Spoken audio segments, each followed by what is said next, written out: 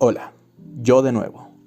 El día de hoy quiero compartirles un poco de la sabiduría y filosofía andina, que nos explica un poco cómo poder crear un mundo mejor. Además, veremos cómo las enseñanzas de los Andes son bastante parecidas a las culturas o doctrinas del Oriente, como la India y China, incluso también antiguas civilizaciones de Grecia y Roma.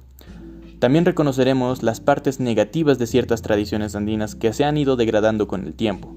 Y finalmente hablaremos un poco de la historia de la humanidad, tal y como la contaban en los Andes. Sin nada más por decir, comencemos. En el momento en el que el discípulo está listo, la lección aparece. Cuando la sociedad actual esté dispuesta a rescatar la paz, podrá oír las lecciones que emanan de la elevada cordillera de los Andes. Quedará claro entonces que algunas de las enseñanzas más importantes no son verbales, sino que ocurren en el diálogo con los seres de la naturaleza. Después de siglos de represión, la cultura andina tradicional comenzó a ser revalorizada durante el siglo XX. Durante las próximas décadas es posible que ella contribuya significativamente a la construcción de una civilización global fraterna. Los pueblos andinos han estado ejerciendo una atracción creciente sobre millares de personas de todas partes del mundo. Herederos del legendario continente perdido de la Atlántida, ellos poseen una sabiduría y una experiencia milenarias. La cordillera de los Andes alberga centros magnéticos que influencian la vida oculta y la fisiología sutil del planeta Tierra. Por varios niveles de motivos, el mundo andino tiene un papel que cumplir en la transformación cultural necesaria para la transición hacia una civilización sustentable. Las montañas nevadas, la música encantadora de las quenas y el contacto directo, calmo y respetuoso del hombre con la tierra, con el agua y el sol constituyen en un vasto mensaje no verbal que nuestra civilización debe asimilar, para que pueda rescatar el camino del corazón y vencer los desafíos éticos, ecológicos y sociales que la amenazan actualmente. No se trata de idealizar ciegamente las culturas andinas. En varios aspectos, ellas están erradas y no nos enseñan nada útil. Es el caso de la práctica precolonial de sacrificar seres humanos o de sacrificar animales, como la llama. Otros ejemplos son las numerosas creencias supersticiosas y el uso intensivo de bebidas alcohólicas en ceremonias religiosas populares. La teocracia inca, comparada por Helena Blavatsky al sistema de castas de la India, no será útil para la próxima civilización. Tampoco lo será la perspectiva tribal de la vida. El conocimiento eterno no está en la cáscara envejecida de la cultura andina, en la cual los sacrificios con sangre parecen corresponder a los tiempos de la decadencia final, poco antes de la llegada de los españoles, y aún en el siglo XXI no faltan falsos gurús de la sabiduría andina, que usan un barniz de espiritualidad como pretexto para ganar dinero. La sabiduría útil para las próximas etapas de la evolución humana está en la esencia invisible a los ojos, la doctrina del corazón, cuya base es la noción de la unidad de todos los seres en el cosmos, vivenciada por las culturas aymara y quechua. La filosofía andina reconoce que cada aspecto de la vida diaria forma parte de un proceso divino, el cual incluye al mismo tiempo lo material y lo espiritual. Esta idea es un axioma de la filosofía teosófica y es también defendida por el filósofo occidental Spinoza. Para los andinos no existe la disociación inventada por el cristianismo entre el mundo divino y el mundo material. En la cultura andina, la madre tierra, Pachamama, es sagrada, como toda madre. La tierra es casi omnipresente en la vida de sus hijos pequeños, está siempre cerca de ellos. Es ella que los alimenta a través de la agricultura, es ella que les da abrigo a través de las casas de barro, vistas como extensiones de los brazos maternos. Es una analogía de la madre reproductora y la tierra reproductora. Es evidente y fácil de percibir, escribe el estudioso Homer Firestone. Las cuerdas que ligan al padre pueden ser ocultas y desconocidas, pero son más evidentes las de la madre al hijo. Comparado con el ciudadano occidental típico, el hombre andino tiene su conciencia más centrada en el hemisferio cerebral derecho, el cual percibe las cosas de modo simultáneo y por analogía, que en el izquierdo, caracterizado por la lógica lineal y por las operaciones secuenciales. La conciencia andina es naturalmente mística. En el occidente cristiano, Francisco de Asís hizo en su famoso Cántico de las Criaturas una oración panteísta tratando a la luna, el sol, el fuego, la tierra, el agua y el viento como sus hermanos. Del mismo modo, los habitantes tradicionales de la cordillera de los Andes saben que la energía sagrada está presente en todas las cosas. Para ellos, además de Pachamama, la madre tierra sagrada, existe la Paxamama, la madre luna, la Koyamama, la madre metal, Axomama, la madre patata, Saramama, la madre maíz, Mamacocha y la madre mar. El hombre tiene una actitud de humildad y gratitud en relación a cada aspecto del medio ambiente. Un detalle de las lenguas aymara y quechua.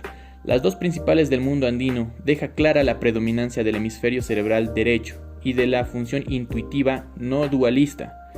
En aymara la palabra pacha significa tanto tiempo como lugar, o espacio podríamos también decir. Eso implica que espacio, tiempo y lugar son una unidad indivisible. En quechua ya hay una diferencia mínima entre lugar, pach, y tiempo, pacha. En Occidente se sabe que espacio y tiempo son conceptos inseparables, cuando son vistos desde niveles superiores y abstractos de conciencia. Así, de cierto modo, Pachamama no es solo nuestra madre tierra, sino también nuestra madre espacio-tiempo, la madre materia, Maya, María, la virgen primordial que da nacimiento y vida al mundo físico. Según la tradición esotérica presente en todas las grandes religiones, la unión del espacio y el tiempo en Pachamama produce un sentido de infinitud, muestra el lado inmaterial de ella. Escribe Homer Firestone. Durante los últimos siglos, el avance civilizatorio liderado por los pueblos de origen europeo ha girado en gran parte en torno a la actividad separadora del hemisferio cerebral izquierdo. Separamos el cielo y tierra, bien y mal, luz y sombra. Separamos lo sagrado y lo profano, el hombre y la naturaleza. Acentuamos la distancia entre pobres y ricos, aumentamos la distancia entre el mundo humano y el mundo divino, y aprendimos a separar las partículas atómicas creando el fantasma de las guerras nucleares. En el siglo XXI, ese ciclo ya está agotado, y nuestro aprendizaje avanza por nuevos rumbos. Surgen poco a poco los elementos de una futura civilización que redescubrirá la síntesis. En ella, la ciencia deberá ser interdisciplinaria e inseparable de la ética. La religiosidad será desburocratizada y universal. Las filosofías serán comparadas y el diálogo intercultural prevalecerá. La conciencia humana se desplaza nuevamente hacia el hemisferio cerebral derecho, ganando amplitud a medida que avanza en dirección al plano de la intuición, pero sin perder nada de lo que ganó con el desarrollo del hemisferio cerebral izquierdo, lógico, sucesivo, eficiente en el mundo concreto. En este entorno, al camino de la percepción integrada de las cosas, la conciencia humana reencuentra y recupera las tradiciones, las visiones del mundo y los modos de ser de la cultura andina antigua y de otros pueblos indígenas americanos. No se trata de un regreso al pasado, ya que es el pasado el que regresa a nosotros, emergiendo cíclicamente de las sombras del olvido. El hecho ocurre de una manera que nos posibilita comprender y hacer viable el futuro. Porque el tiempo avanza en espiral, el hilo dorado de la eternidad nos lleva al futuro rescatando creativamente la esencia de las experiencias pasadas. Los mitos andinos antiguos integran en sí el conocimiento filosófico, cosmológico e histórico. En este contexto, Viracocha, el dios creador, interactúa con Pachamama, la madre tierra. Como toda figura paterna, Viracocha impone límites. Este dios masculino dio a la humanidad 3 mandamientos. No mentir, Amayuya, no ser flojo, Amakheya y no robar, Amasua. Vale la pena comparar estos mandamientos con el libro segundo de los Yoga Sutras de Patanjali, el gran tratado oriental de Raja Yoga. Ahí vemos como 5 votos de abstenciones o autorrestricciones: abstención de violencia, abstención de falsedad, abstención de robo, abstención de indulgencia, abstención de codicia. La correspondencia entre las abstenciones del Raja Yoga y los 3 mandamientos de Viracocha es casi directa. Este es un ejemplo entre muchos del hecho de que hay una sabiduría universal y ella está presente tanto en los Andes como en el Oriente. De ese saber teosófico sin fronteras participan también las civilizaciones antiguas de Grecia y Roma. Los preceptos vistos arriba apuntan a la esencia de la filosofía estoica y de la tradición pitagórica y platónica. Viracocha es una de las principales divinidades andinas. El mito milenario cuenta que, al comienzo de todo, Viracocha emergió del fondo del lago Titicaca, símbolo de las aguas primordiales del cosmos. Y Viracocha hizo el sol y la luna y las estrellas. Después creó al pueblo andino, infundiendo vida al interior de estatuas de piedra. La imagen simbólica de las estatuas de piedra se refiere a las formas sutiles primordiales, o modelos de seres humanos depositadas en la luz astral. La dureza de las piedras simboliza la larga durabilidad de tales imágenes arquetípicas. Viracocha no creó a los hombres a partir de la nada, por un motivo bastante simple. La naturaleza es eterna, y en ella nada se crea, nada se repite, todo se transforma. Todo se recicla constantemente, conforme afirma la ley de Lavoisier, y también el libro bíblico del Eclesiastés, capítulo 1, y la filosofía esotérica clásica de Helena Blavatsky. Es famosa la imagen de Viracocha grabada en la Puerta del Sol en las ruinas de la cultura de Tiwanaku. A las orillas del lago Titicaca, él usa el sol como corona, o sea, el sol es su vehículo físico y externo, según explica la señora Blavatsky. Viracocha lleva, a manera de armas, rayos en sus manos y llora, derramando lágrimas cuyo simbolismo es doble. Ellas expresan tanto una compasión en el plano moral y espiritual como las lluvias que purifican y renuevan la vida física. Uno de los numerosos dioses hindúes, Brahma, también llora. Su llanto es de arrepentimiento y expresa autopurificación. Vencida cierta etapa después de la creación, Viracocha queda insatisfecho con los seres humanos. En el momento adecuado del ciclo evolutivo, Viracocha barre el mundo con una inundación, eliminando la raza de gigantes que habitaba la vasta Atlántida. A continuación, Viracocha hace otros hombres mejores, también a partir de la piedra como la primera vez, o sea, a partir de las imágenes primordiales de la luz astral. En la física moderna, el concepto de orden amplificado, formulado por David Bohm, permite explicar el proceso del cual Viracocha creó al hombre. Hay un orden implicado o un arquetipo que se manifiesta de tiempo en tiempo en el mundo visible como presencia explícita. El concepto de campo mórfico, formulado por el biólogo Rupert Sheldrake, apunta a la misma realidad. Viracocha combina por tanto la severidad del relámpago con la compasión universal de la lluvia fertilizante. La figura personalizada de Viracocha simboliza no solo la ley del karma, sino también el conjunto de las inteligencias divinas que guían la evolución de la vida planetaria.